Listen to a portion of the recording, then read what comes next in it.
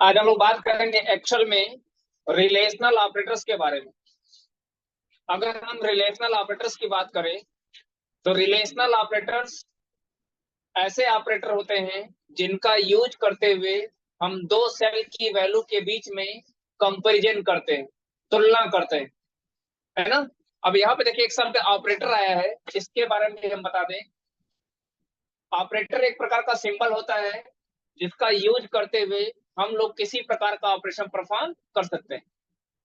ठीक है, ऑपरेटर एक प्रकार का सिंबल होता है, जैसे प्लस हो गया, माइनस हो गया, एस्ट्रिक हो गया, लेस देन हो गया, ग्रेटर देन हो गया। ये सब क्या है? सिंबल्स हैं जिनका यूज करते हुए हम लोग क्या परफॉर्म करते हैं? ऑपरेशंस। तो रिलेशनल ऑपरेटर्स भी एक प्रकार का ऑपरेटर ही होता है जिसका यूज करते हुए हम दो सेल्स की वैल्यू में, या हम ऐसा भी कर सकते हैं दो वैल्यू के बीच में कंपैरिजन करते हैं, तुलना करते हैं। और ये ऐसे ऑपरेटर होते हैं जो हमेशा बूलियन टाइप की वैल्यू रिटर्न करते हैं। बूलियन टाइप की वैल्यू रिटर्न करने का मतलब या तो ट्रू देंगे या तो फॉल्स। ट्रू देंगे कि फॉल्स देंगे वो डिपेंड करेगा कंडीशन के ऊपर। जैसी कंडीशन होगी उसी के अकॉर्डिंग रिलेशनल ऑपरेटर हमेशा या तो ट्रू देते हैं या तो फॉल्स। अब रिलेशनल ऑपरेटर में कौन कौन से ऑपरेटर होते हैं, यहाँ पे हमने उसकी एक लिस्टिंग किया हुआ हो। जैसे लेस देन, इसे कहा था लेस देन, है ना।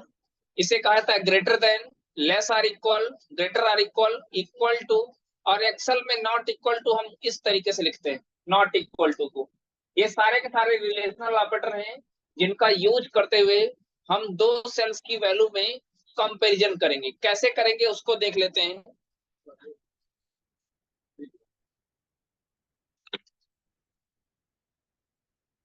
कैसे कंपैरिजन करेंगे उसको देख लेते हैं। जैसे हमने एक सेल में वैल्यू ले लिया 4 और दूसरे सेल में हमने वैल्यू ले लिया 8। अब हमको देखना है रिलेशनल ऑपरेटर का यूज कैसे करना है। तो हमने क्या किया, इज इक्वल टू लिखा। हमने जैसा आपको पहले कह दिया ना कि रिलेशनल ऑपरेटर दो सेल्स की वैल्यू के बीच में कंपैरिजन करता है, तो हम इस सेल पे क्लिक कर दिए। फिर हमने क्या कर दिया, लेस देन का साइन प्रेस किया। फिर हमने इस सेल पे क्लिक किया।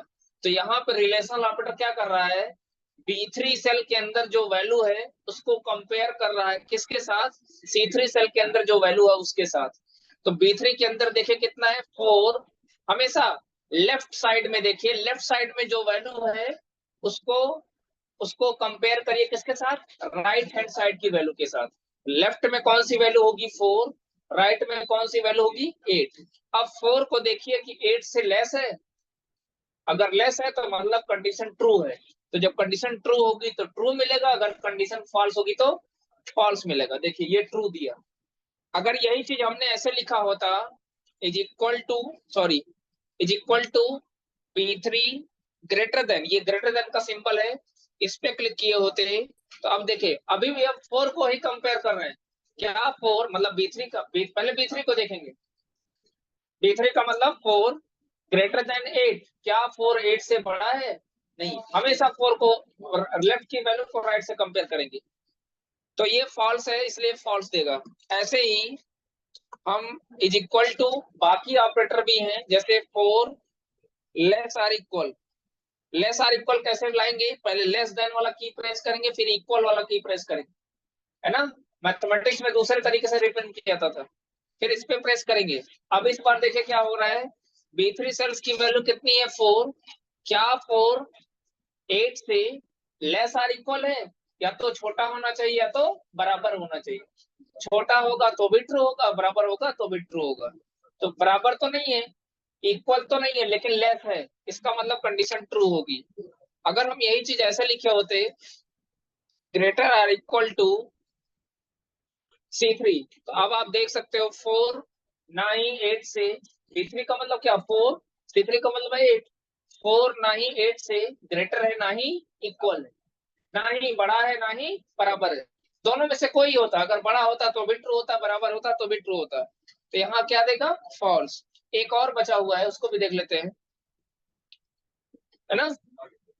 यहाँ पे नॉट इक्वल टू का सिंबल हम ऐसे लाते हैं, पहले लेस देन फिर ग्रेटर देन। और हमने क्या किया, इस सेल पे क्लिक किया। 4 8 के बराबर नहीं है, करेक्ट है कि नहीं है? अगर बराबर होता तो फॉल्स देता, बराबर नहीं होगा तो क्या देगा, ट्रू। तो इस तरीके से हम लोग रिलेशनल ऑपरेटर का यूज कर सकते हैं। तो रिलेशनल ऑपरेटर का यूज ट्रू फॉल्स जानने के लिए नहीं किया जाएगा। रिलेशनल ऑपरेटर का वास्तव में यूज किसके साथ किया जाएगा, लॉजिकल फंक्शन होते हैं एक्सेल में। एक्सेल में लॉजिकल फंक्शन होते हैं, जैसे इफ फंक्शन। इफ फंक्शन के अंदर हम लोग रिलेशनल ऑपरेटर का यूज करते हैं। इफ फंक्शन के अंदर किसका यूज किया जाएगा, इफ फंक्शन के अंदर चूंकि कंडीशन आते हैं, और कंडीशन बनाने के लिए किसका यूज किया जाता है, रिलेशनल ऑपरेटर का। तो इफ फंक्शन में आप देखेंगे जो इफ नाम का लॉजिकल फंक्शन होता है, वहां पे हमारे द्वारा इन सारे रिलेशनल ऑपरेटर का यूज किया जाएगा।